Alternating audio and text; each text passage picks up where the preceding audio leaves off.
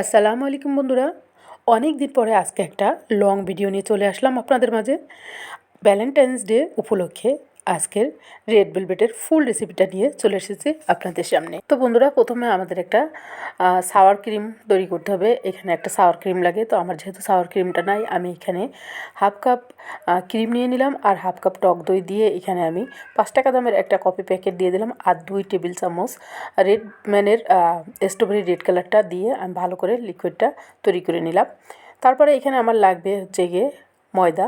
তো 1 কাপ আর হচ্ছে 1/3 কাপ ময়দা আমি এখানে নিয়ে নিলাম। তারপরে এখানে দিয়ে দিলাম 1/3 কাপ কর্নফ্লাওয়ার, 2 চা চামচ কোকো পাউডার আর 2 চা চামচ বেকিং পাউডার, দিয়ে দিলাম 1.5 চা চামচ ভ্যানিলা পাউডার, সামান্য পরিমাণ লবণ আর 1 চা চামচ বেকিং সোডা। এখন আমি এই সব শুকনো উপকরণগুলোকে ভালো করে চেলে নিই। তো এখন আমার হচ্ছে বাটার লাগবে, তো আমি 1/3 কাপ করে 3বার আমি এখানে বাটার দিয়ে দিলাম। বাটারটাকে এখন একটা ইলেকট্রিক বিটার দিয়ে ভালো করে আমার বিট করে নিতে হবে। বাটারটা যখন একটু সাদাটে হয়ে আসবে তখন আমি এখানে চিনি দিব।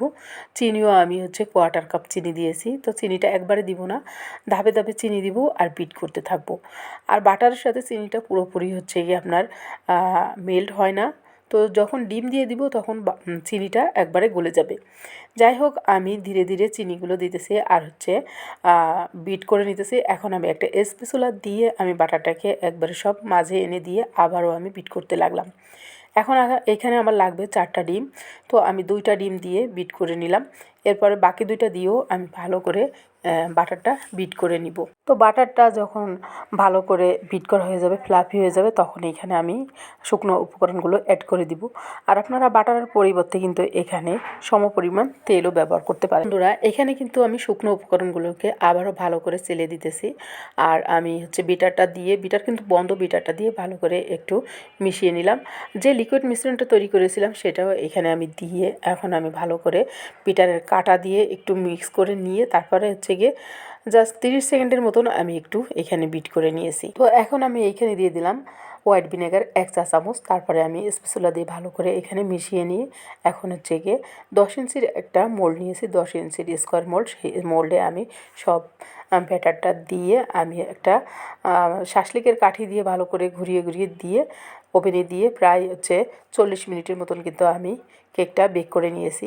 কেকটা ঠান্ডা হওয়ার পরে মোল্ড আউট করে নিয়ে আমি এই যে কেকের স্লাইসগুলো করে নিলাম। আমার এখানে 3টা স্লাইস হয়েছে, আমি একটু মোটা মোটা করে স্লাইসগুলো করেছি। কেকের ক্রিম আমার তৈরি করতে হবে, তার জন্য এখানে আমি নিয়েছি 200 গ্রামের ক্রিম চিজ আর 1/3 কাপ কনডেন্স মিল্ক দিয়ে আমি একটু বিটার দিয়ে ভালো করে বিট করে নিয়ে এখন আমি এখানে দিয়ে দিলাম 1 কাপ হুইপ ক্রিমটা দিয়েও আমি এখানে কিছুক্ষণ বিট করে নিব। প্রায় 3-4 মিনিটের মতন আমার বিট করতে হয়েছে। তারপরে এই যে ক্রিমটা একবারে সফট, একবারে পারফেক্ট একটা ক্রিম তৈরি করতে হবে। দেখুন কতটা পারফেক্ট হয়েছে ক্রিমটা। এখন আমি কেকটাকে ডেকোরেশনে চলে যাব। তো ডেকোরেশনের জন্য বোর্ডের উপর ক্রিম লাগিয়ে প্রথম স্লাইসটা দিয়ে আমি এখানে একটা সিরাপ তৈরি করে নিলাম। আর এই সিরাপটায় আমি দিয়েছি গুঁড়া দুধ 2 টেবিল চামচ আর একটু কনডেন্স মিল্ক দিয়ে আমি এই সিরাপটা করে নিয়েছি। পানি দিয়েছি 1/3 কাপ। তারপরে আমি একটা পাইপিং ব্যাগে 6B নজেলটা দিয়ে তারপরে ক্রিম দিয়ে এখন আমি এই যে প্রেস করে করে এভাবে সমস্ত ফুলগুলা করে নিয়ে এলাম পুরো পার্টের উপরে। দ্বিতীয় পার্টটাও ঠিক সেমভাবেই করে নিব। একইভাবে আমি সেই সিরাপটা দিয়ে আমি এই পাইপিং ব্যাগে একটু প্রেস করে করে এইভাবে এই যে 6B নজল দিয়ে এরকম ফুল করে নিয়ে মানে পুরো স্লাইসের উপর দিয়ে এইভাবে বসিয়ে দিয়েছি। বন্ধুরা, সেমভাবে কিন্তু আমি তৃতীয় স্লাইসটাও একইভাবে করে নিয়েছি। কিছুটা স্লাইস আমি পাতলা করে কেটে আমি গুঁড়া করে পরে স্টেনারে দিয়ে উপরে ছড়িয়ে দিয়েছি। দেখতে অসম্ভব সুন্দর হয়েছিল। তারপরে কিছু স্ট্রবেরি নিয়ে আমি একটু কেটে কেটে উপরে সুন্দর একটা ডেকোরেশন করে দিয়েছি। আর ভ্যালেন্টাইন্স উপলক্ষে এই ক্রিম চিজ কেকটা এতটাই ফেমাস বলার বাহিরে, আর কেকটা খেতে অসম্ভব মজার। আর আমার এই কেকটা হয়েছিল 4.5 পাউন্ড। বন্ধুরা, ভ্যালেন্টাইন্স ডে উপলক্ষে আমার এই কেকটা কেমন হয়েছে অবশ্যই কমেন্টস করে জানিয়ে যাবেন। যদি ভিডিওটি আপনাদের ভালো লেগে থাকে তাহলে একটা লাইক, শেয়ার, কমেন্ট করে অন্য বন্ধুদের দেখার সুযোগ করে দিবেন। বন্ধুরা, আপনারা সুস্থ থাকবেন, ভালো থাকবেন। আগামীতে আবারও নতুন কোনো ভিডিও নিয়ে চলে আসবো। আজকের মতো বিদায় নিচ্ছি। আল্লাহ হাফেজ।